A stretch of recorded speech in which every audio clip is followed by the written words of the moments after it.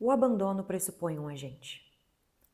Mas ele é também uma forma de vida que ganha ainda mais intensidade quando não se localiza a fonte. Fui abandonada, sou abandonada. Não importa por quem, e não necessariamente tem alguém. Talvez o meu abandono seja, na verdade, o acúmulo das vezes que eu mesma abandonei os outros, ou as coisas que me faziam mal, que são as que mais fazem falta. Eu sei precisamente quais faces pintaria, quais amigos invocar. Consigo Inventar Tudo é o segundo romance da autora carioca Júlia Barandier, formada em letras pela PUC-Rio, mestranda do programa de pós-graduação em estudos da linguagem também da PUC-Rio, e minha amiga. Este romance é uma ficção histórica. Júlia escreve sobre um de seus antepassados, Claude Barandier, que é um pintor francês, que veio ao Rio de Janeiro na missão artística francesa. Pouco se sabe sobre o pintor, algo se sabe sobre seus quadros, e a Júlia, com essas poucas informações que tem disponíveis, conseguiu ficcionalizar uma história que se passa em dois tempos diferentes. O presente da narradora, uma pesquisadora que a cada capítulo fica mais obcecada por esse objeto de pesquisa, que é esse pintor, e o tempo do pintor, que é narrado, eu diria pelos olhos da filha, mas na verdade é pelos olhos de como a narradora vê a filha. É um livro muito interessante, eu diria que fala principalmente para quem tem algum interesse por esse momento histórico, para quem tem interesse pela França como um todo, ou então pela história da colonização do Brasil, pela história da chegada da corte ao Rio de Janeiro, mas talvez principalmente para quem tem uma relação com a pesquisa acadêmica, porque o livro por vezes flerta com o gênero dark academia. Não flerta, talvez seja mesmo, porque conforme a pesquisadora vai desenvolvendo a sua obsessão pela pesquisa, nós vemos que esse livro, que começa com um tom simples, fica a cada página mais profundo, mais gótico, mais pesado por vezes, e realmente começa a abordar questões que talvez devessem ser mais faladas. Muitos lerão essa obra e dirão que ela fala sobre pais ausentes. Temos 3 figuras paternas aqui dentro. Mas eu diria que acima disso ela fala sobre o trauma transgeracional de filhas que não necessariamente são vistas dentro de um seio familiar. Com uma escrita extremamente leve, como só a Júlia consegue fazer, e extremamente poética dentro do formato de prosa, a Júlia mostra mais uma vez a sua habilidade para usar a forma das palavras. Então, enquanto lemos esse livro, nós conseguimos ver a mudança do foco narrativo, como ela se vale dos tempos verbais e até mesmo de metáforas, né, da criação de imagens, para que a gente consiga entender exatamente o novo tom que a pesquisa vem tomando e, consequentemente, que a vida da narradora, a Luísa, vem tomando também. E agora, se você não quer spoilers, eu recomendo que você saia desse vídeo, ou que você pule para o final dele. Quando a Luísa começa a entrar mais a fundo nessa pesquisa e começa a realmente entrar no lado sombrio do livro, eu acredito que um momento que é realmente muito marcante para a gente perceber a mudança desse processo é quando a filha de um desses 3 pais morre. Nós temos 3 pais, o Claude, o pai da Luísa, a narradora, e um violinista a quem o pintor retrata nos seus quadros. Se vocês jogarem na internet, vocês poderão ver o quadro do violinista. E já tinha um rumo obscuro sendo construído antes disso, mesmo na morte da esposa do Claude, que morre engasgada com um caroço de cereja, algo tão pequeno, tão bonitinho, tão sutil, sendo capaz de matar, tirar a vida de uma mãe. E quando esse momento passa e a Luísa acidentalmente mata aquele bebê, muitas coisas se passam e realmente o livro ele dá uma guinada. Ele dá uma virada de chave e parece que você já está lendo uma outra obra com um tom muito mais sombrio. E isso acontece porque, pelo menos dentro da minha interpretação, aquele é um momento muito significativo. Nós temos ali 3 filhas de pais ausentes. 3 filhas que precisam de atenção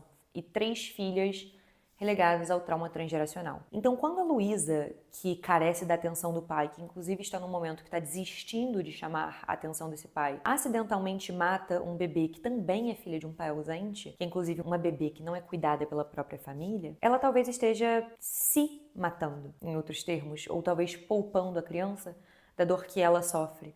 Ou talvez esse seja simplesmente o olhar da Luísa narradora, que na verdade não sabe o que aconteceu com aquele bebê, que não sabe o que se passava na cabeça da Luísa, mas que está projetando o seu trauma e a sua dor dentro dessas 2 figuras, porque talvez seja a única forma que ela conhece de paternidade. E esse livro, ele aborda diversos aspectos, a compulsão do ser humano, ele aborda a nossa necessidade e a nossa busca por um rumo, por algo que faça sentido, todas as pressões sociais que todos nós estamos sofrendo todos os dias, pressões comuns, se sustentar financeiramente, buscar trabalho, ter uma vida funcional, coisas que deveriam ser simples, mas no mundo adoentado não são. No mundo adoentado, nós temos que batalhar todos os dias para que não nos adoentemos junto.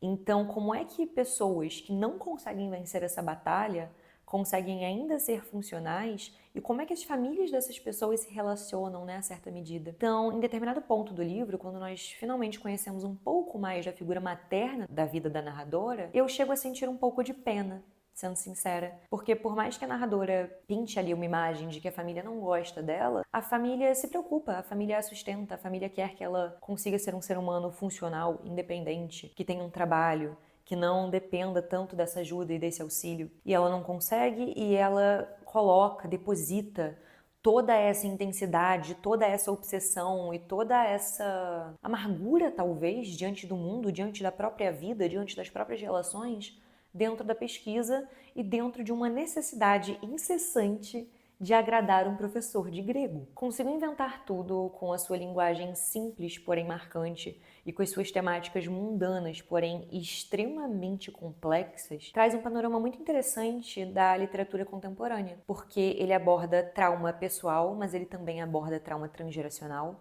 Ele aborda questões sociais, quando a gente para refletir, né, que a Luísa só consegue estar nessa situação porque ela tem uma família que traz estrutura, uma família que ao mesmo tempo que a sustenta, ela tanto que critica, que ela tanto diz se sentir abandonada. E ele traz questões desse meio acadêmico. O que acontece quando a pesquisa, quando o interesse, quando o trabalho, quando a produção se torna uma obsessão. A temática da morte, ela flerta o tempo inteiro com a narrativa. Ela está presente em quase todas as páginas da obra e por vezes a gente se pega suspirando e tenso e arfando, imaginando que algum personagem certamente morrerá. Mas às vezes acontece, às vezes não. O ponto é que a morte, como na vida, está sempre presente, ela está sempre pairando. E a gente consegue sentir essa presença nas páginas. E quando ela não vem, por vezes, chega a ser uma surpresa. O que faz completo sentido quando a gente pensa que a única certeza que há na vida é a morte. Então, quando a morte não vem, de certo, encontramos aí algo surpreendente. Consigo Inventar Tudo é um romance publicado no ano de 2025. Foi lançado oficialmente na livraria Travessa do Rio de Janeiro no dia 14 de agosto. É publicação da editora Diadorim. E é um romance maravilhoso. Eu recomendo a quase todos os públicos. Acho que existe uma questão de faixa etária. Talvez alguém muito novo, né? Se você tem 12, 13 anos, talvez não seja uma leitura ideal para você. Mas, ao mesmo tempo, também não acho que você precise ser muito mais velho para que você possa ler, entender e apreciar esse livro. É uma leitura curta, como vocês podem ver aqui no exemplar na minha mão. O livro é bem fininho. E, consequentemente, eu acho isso ideal para quem hoje tem alguma dificuldade com o foco, né? Com conseguir dedicar tanto tempo a uma leitura. Porque é um livro que você consegue facilmente terminar sem aquela pressão de estar deixando coisas inacabadas e sem aquela frustração de iniciar livros e não conseguir finalizá-los. Mas é claro que o tamanho não é documento e realmente essa obra é uma obra de peso. A orelha do livro da Júlia é assinada pelo Paulo Henriques Brito, imortal da Academia Brasileira de Letras, e nessa orelha ele afirma que, com Consigo Inventar Tudo, a Júlia conseguiu cumprir a promessa na sua estreia no romance Baquem. E eu não poderia concordar mais com o Paulo, porque realmente é uma obra-prima. Antes da gente terminar, eu não posso deixar de pedir que você me conte nos comentários, caso você já tenha lido a obra, caso você pretenda ler a obra. E, se for o caso, eu gostaria muito de conhecer as suas opiniões, gostaria de saber qual a sua perspectiva sobre determinados personagens, se você gosta ou não da narradora, porque eu mesma tenho sentimentos confusos quanto a isso. E o que vocês acham do amigo dela, o personagem? Porque eu acho ele um dos personagens mais confusos da leitura. Mas não vou adentrar tanto nisso, porque eu acho que numa resenha a gente ainda precisa preservar um pouco do mistério, por mais que eu tenha dado alguns spoilers aqui. Então, essa foi a minha leitura desse livro e eu espero saber um pouco mais da de vocês, espero que vocês possam compartilhar e nós nos encontramos na próxima resenha. Um beijo e até a próxima oportunidade.